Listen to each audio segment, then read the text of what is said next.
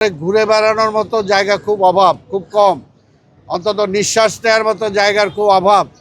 কাজে এইখানে ধানমন্ডি লেকের চারপাশে সেই ধরনের একটা জায়গা আছে, এই জায়গাটাকে আমরা সংরক্ষণ করতে চাই এবং এই ব্যাপারে আমরা সবার সহযোগিতা চাই। আমি অনেকটা শখ এই পরিবেশ দেখবো, আমি এটা ভাবি নাই, কারণ এইখানে মূলত প্রকৃতিকে ধারণ করাটাই হলো আমাদের আসল কাজ।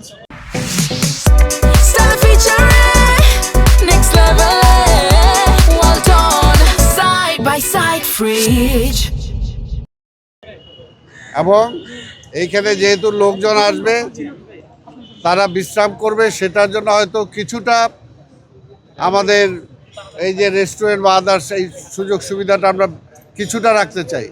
কিন্তু এখন যেটা আমার দেখে মনে হচ্ছে যে পুরাটাই রেস্টুরেন্টে দখল করে ফেলেছে, এটা কোনোভাবেই কাম্য না।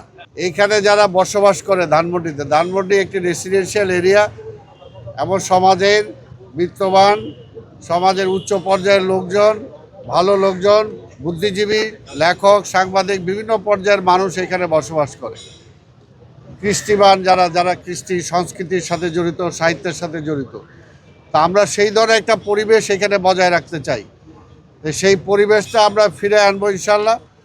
এইটা ইমিডিয়েটলি আমরা আগামী এক সপ্তাহের মধ্যে আমরা বসে এইখানে যাদেরকে ইজারা দেওয়া হয়েছে তাদেরকে আমি থাকতে বলেছি এখানে, এবং নিশ্চয়ই তারাও আছেন। এইখানে তারা নতুন করে এক্সটেনশন করছিল, সেটা আমি বন্ধ করে দিয়েছি, এবং এটাকে যাতে আমরা পুরনো অবস্থায় ফিরে যেতে পারি সেটার জন্য কী কী করা দরকার আমি ইকবাল রবি সাহেবকে অনুরোধ করব যে দরকার হলে ধানমন্ডির আরও 2-4 জন সহ আমরা বসবো, এবং এইখানকার লোকাল স্থানীয় যারা আছেন ওনাদের সহ সিটি কর্পোরেশনের লোকজনদের গিয়ে আমি একটা কমিটি করে দেব। ওনারাই পর্যবেক্ষণ করবেন, ওনারাই মতামত দেবেন, এবং সেটার ভিত্তিতেই ইনশাল্লাহ আমরা এটা রক্ষণাবেক্ষণ করার চেষ্টা করব। এবং আমরা জানি যদি লোকাল কমিউনিটি যারা আছে তারা যদি এখানে ইন্টারেস্ট না নেয়, তারা যদি এখানে ইনভলভ না হয়, তাহলে এলাকার পরিবেশ ভালো রাখা যাবে না, কোনোভাবেই রাখা যাবে না। এটা পুলিশ দিয়েও সম্ভব না, সিটি কর্পোরেশন দিয়েও সম্ভব না। এই কারণে আমি লোকাল যারা অবস্থান করেন ওনাদের আমি সহযোগিতা চাই। ওনারা যাতে আজকে এই লেকের পরিবেশটা যাতে আমরা বজায় রাখতে পারি। এখানে বিকেলে বা সকালে অনেকে হাঁটেন, আমরা চাই সে হাঁটার পরিবেশটা থাক, এবং সেটাকে দরকার হলে আরও ভালো করে দেবো আমরা। এখানে খেলাধুলা মানে বৃহৎ কোনো খেলাধুলা এখানে সম্ভব না। এখানে কালচারাল অনুষ্ঠান হয় রবীন্দ্র সরোবরে, কিন্তু আমরা চাই সেটা করতে যেয়ে যাতে প্রকৃতির ক্ষতি না হয় সেই বিষয়টাও সবাইকে খেয়াল রাখতে হবে। এটাকে কোনোভাবেই কমার্শিয়াল একটা এলাকা করা যাবে না।